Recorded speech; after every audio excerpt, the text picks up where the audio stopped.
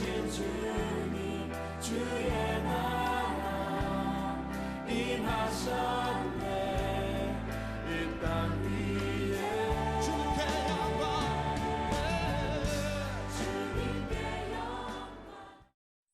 OECD 경제개발협력기구에 속해 있는 Better Life Institute, 우리말로 굳이 번역을 하면 더 나은 삶 연구소에서 3월 9일 2020년의 삶은 어떨까? 라는 보고서를 펴낸 바 있습니다.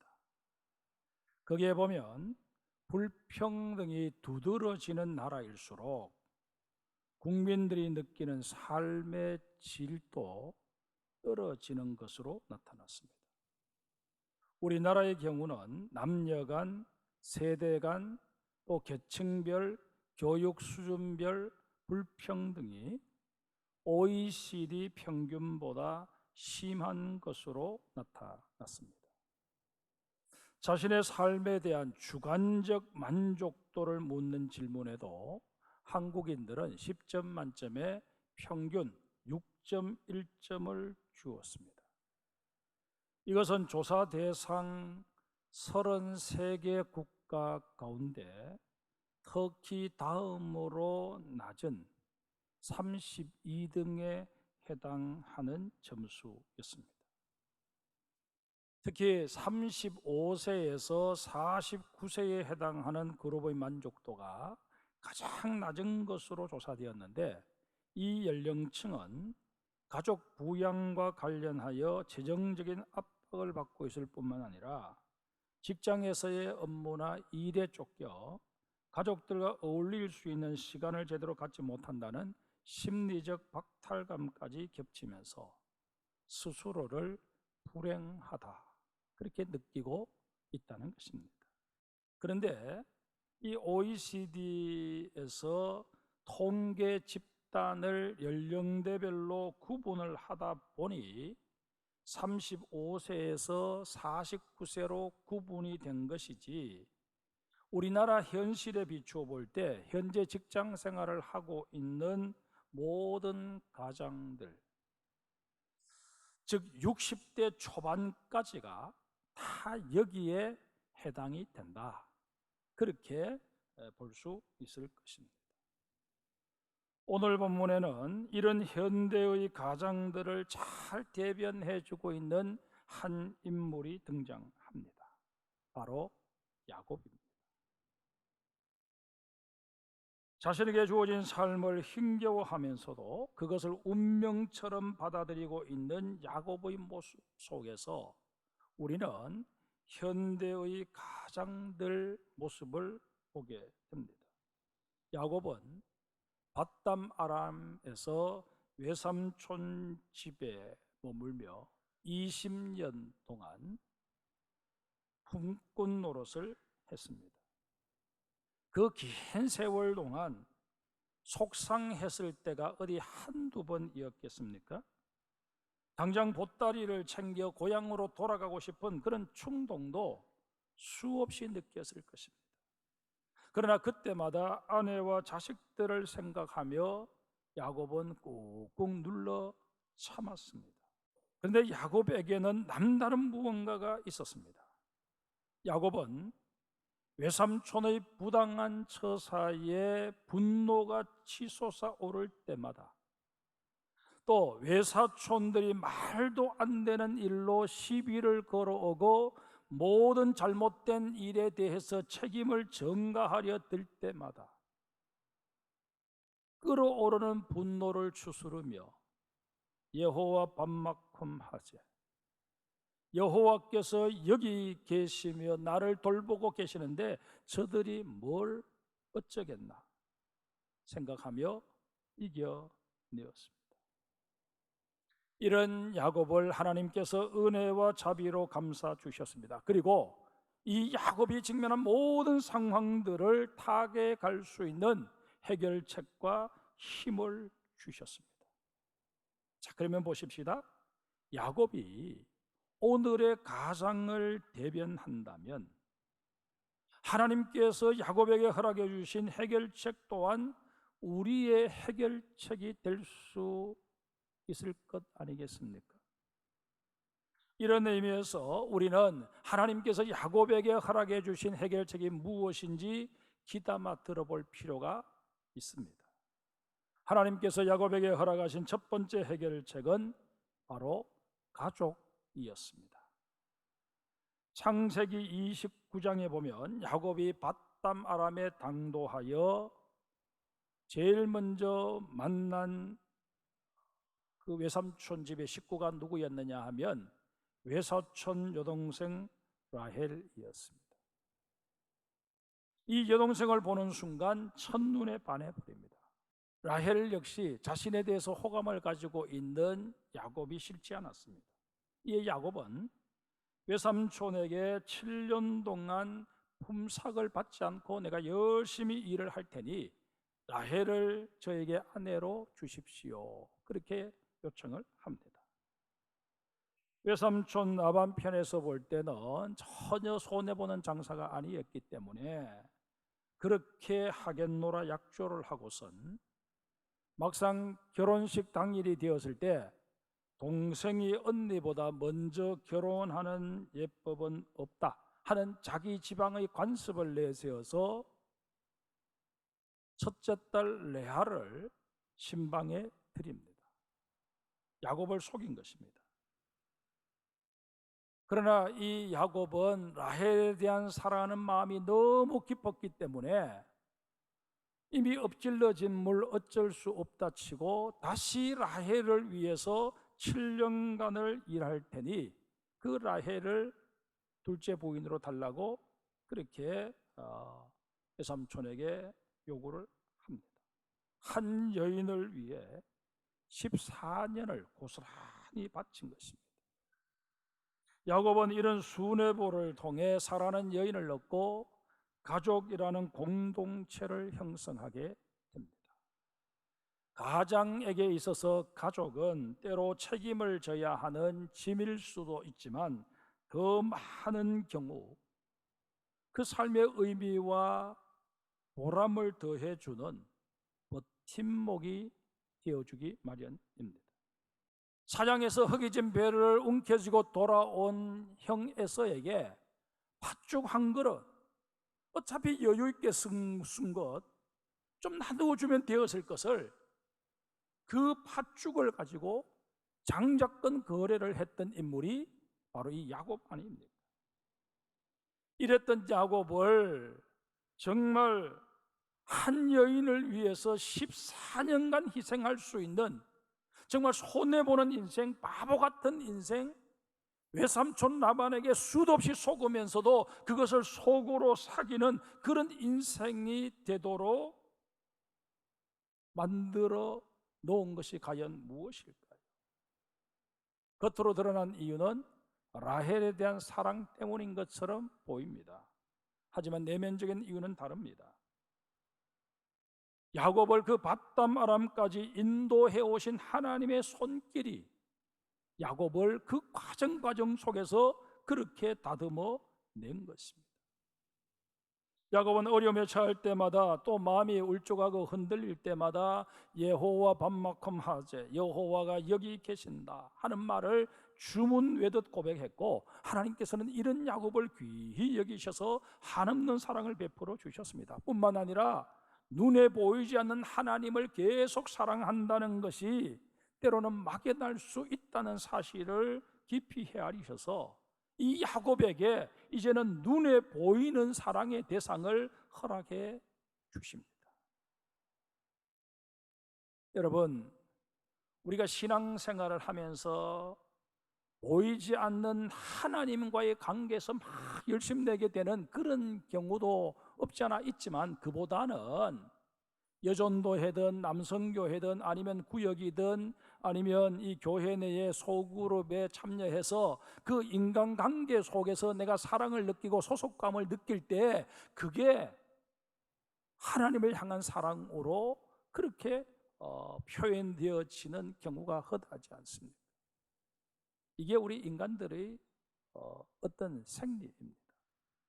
하나님께서는 이러한 사실을 너무나도 잘 알고 계셨기 때문에 이 야곱에게 정말 자신의 온 마음을 다해서 사랑할 수 있는 라헬이라고 하는 여인을 주셨고, 그리고 그 여인을 통해서 요셉이 태어나도록 하신 것입니다. 그 요셉에게 색동옷을 입히고 그렇게 애지중지 키울 수 있도록 그렇게 하나님이 허락해 주신 것입니다.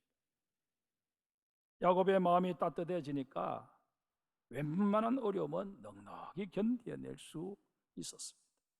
이제 우리들 이야기를 한번 해보십시다. 하나님께서는 우리에게 가능한 대로 많은 사람을 사랑하라고 말씀하십니다. 그러나 그게 현실적으로 쉽지 않다는 것 우리가 이미 경험하고 있는 바입니다. 이에 성령님께서는 현실적인 대안을 우리에게 제시하여 주십니다. 우선 내 마음에 끌리는 몇 사람만이라도 제대로 사랑할 수 있도록 자신을 훈련시키라는 것입니다. 성도 여러분, 누구를 사랑해야 할까요?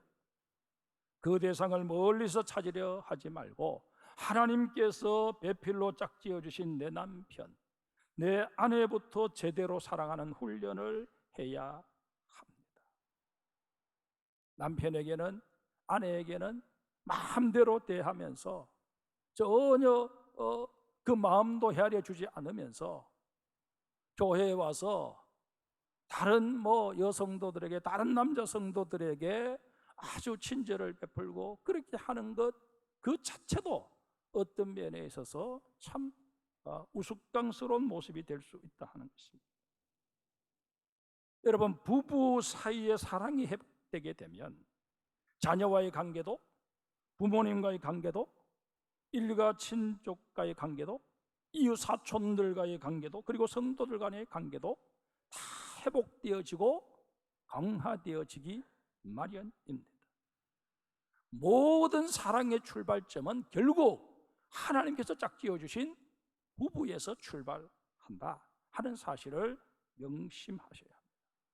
우리가 부부 사랑을 통해서 사랑의 동심원을 계속 확장시켜 가면 그 현장에 하나님 찾아오셔서 내가 너와 함께 하겠다 말씀하여 주시고, 그런 하나님을 향하여 우리는 여호와 반막흠 하제, 여호와께서 여기 계신다 늘 탄성을 바라며 승리의 삶을 살아가게 되는 것입니다. 여러분, 이런 의미에서 가족이 여러분들의 삶에 있어서 모든 원동력이 될 수 있기를 주님의 이름으로 축복합니다. 하나님께서 주시는 두 번째 해결책은 혼자만의 시간을 갖게 하시는 것입니다. 야복강가에 도착한 야곱이 깊은 시름에 빠지게 됩니다. 이제 저 강만 건너면 형이 거처를 정하고 살고 있는 땅이 지척입니다.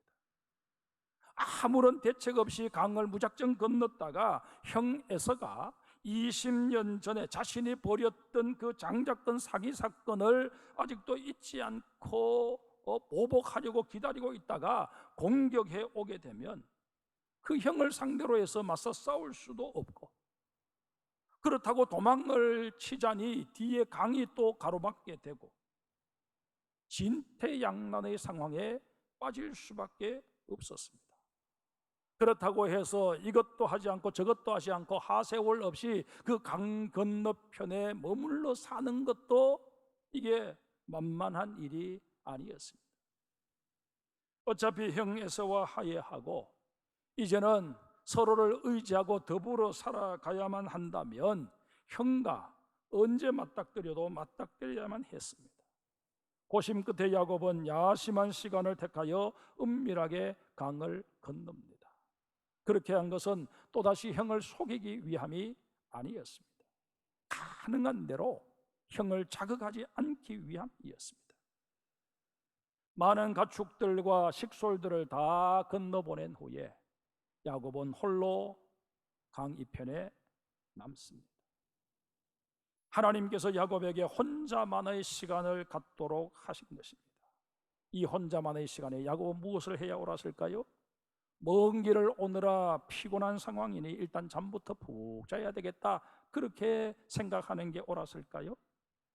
아니면 주변에 방해하는 사람도 없으니 어떻게 하면 형의 마음을 녹일 수 있을지 차분하게 작전을 세우고 계획을 세우는 것이 현명한 처사였을까요?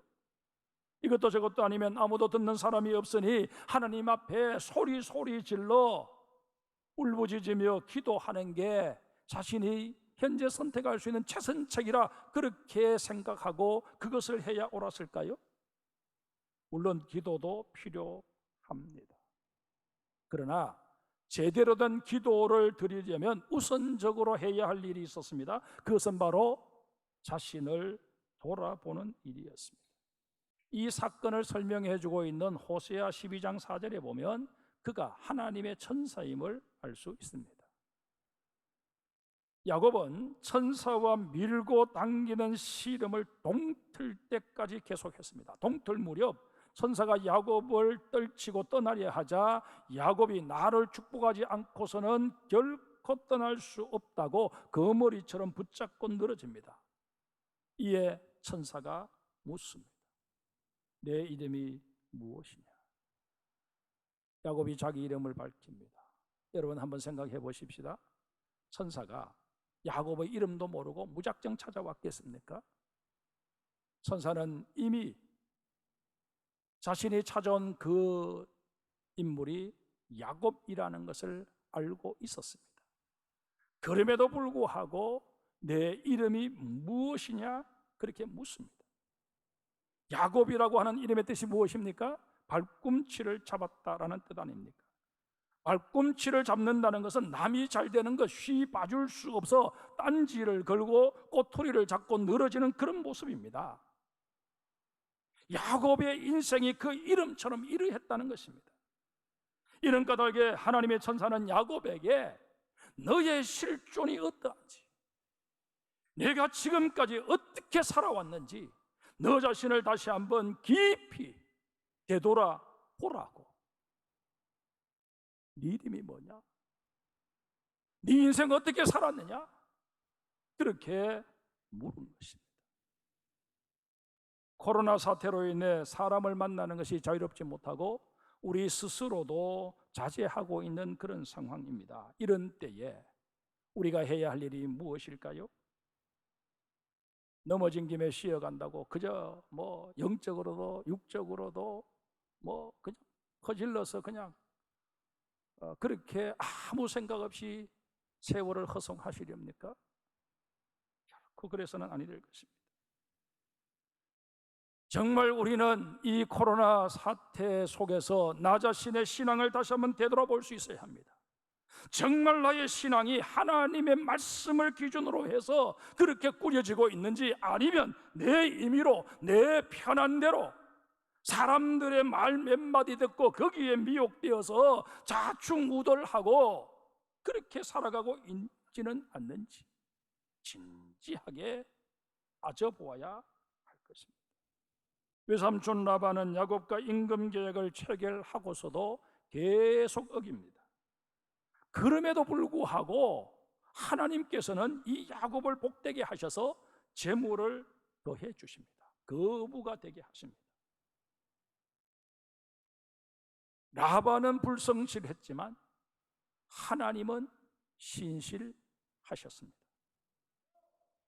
하나님은 약속하신 대로 야곱의 손을 이끌고 고향으로 돌아오게 하십니다. 금이 향양하게 하십니다. 그런데 하나님께서 정말 야곱에게 주시고 싶으셨던 복은 이런 물질적인 것이 아니었습니다. 야곱으로 하여금 언약의 계보를 이어가는 축복의 통로가 되게 하는 것이었습니다.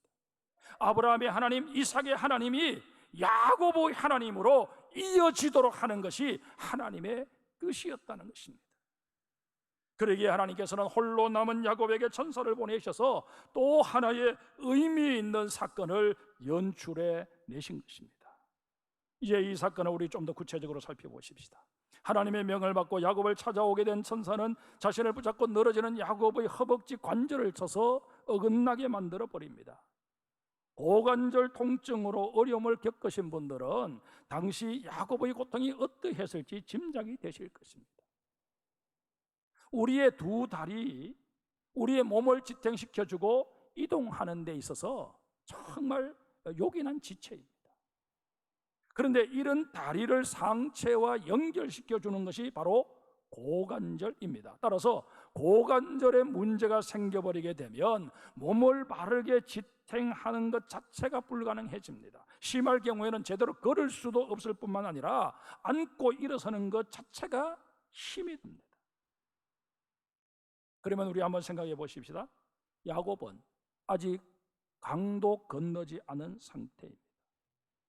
또 어떻게 강을 건너가서 형 에서와 화해하고 그 새로운 곳에 정착을 하게 되었다 할지라도 정착하는 과정 속에서 몸을 많이 움직여 수고를 해야만 했을 것입니다. 그러하건만 제대로 걸을 수도 없는 그런 장애의 몸이 되고 만 것입니다. 하나님께서 왜 야곱에게 이런 고초를 겪게 하시는 것일까? 그 이유는 야곱이 살아왔던 삶과 무관하지 않습니다. 이제까지 야곱이 하나님을 의지하지 않았던 것이 아닙니다. 허겁지겁 도망치듯 집을 떠나 베델에 이르렀을 때 하나님을 만나게 되었던 그날부터 야곱은 늘 여호와 밤만큼 하제, 여호와가 여기 계신다 하는 신앙으로 하나님을 의지하며 살아왔던 게 사실입니다.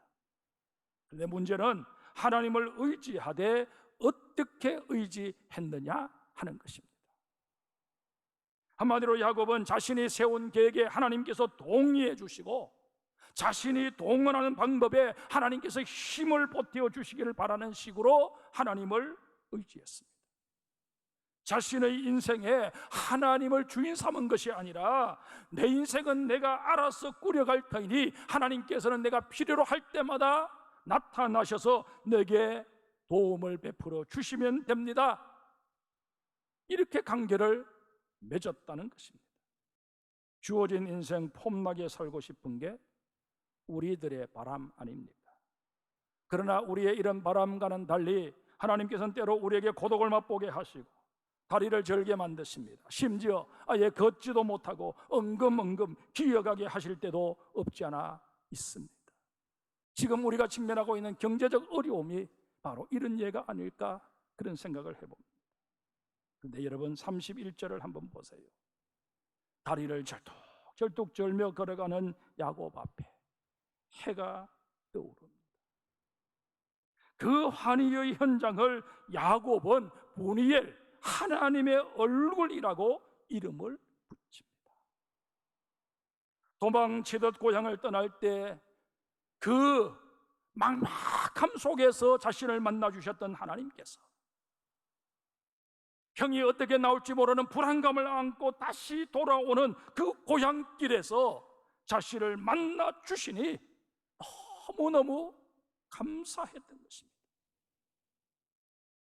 그래서 자신을 만나 준 그 현장을 하나님의 얼굴이라, 과거 떠날 때는 베델이라고 하나님의 집이라고 그렇게 그 지명을 붙였고 오늘은 푸니엘이라고 하나님의 얼굴이라고 그렇게 이름을 붙입니다.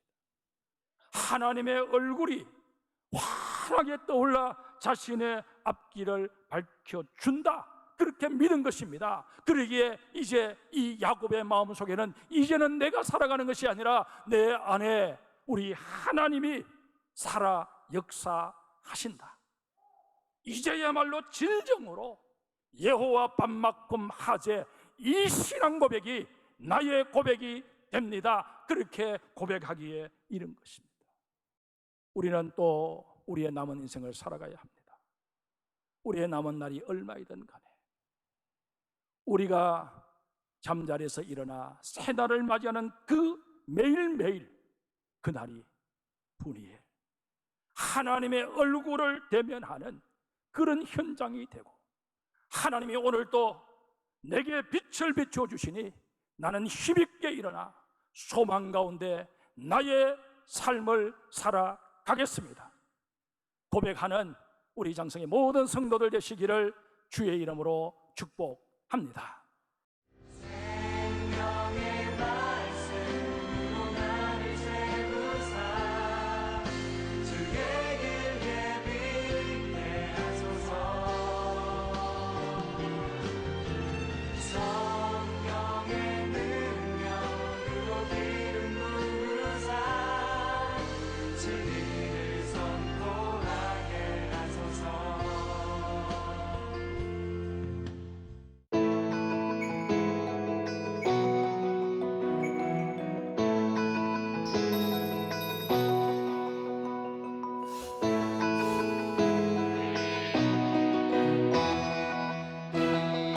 주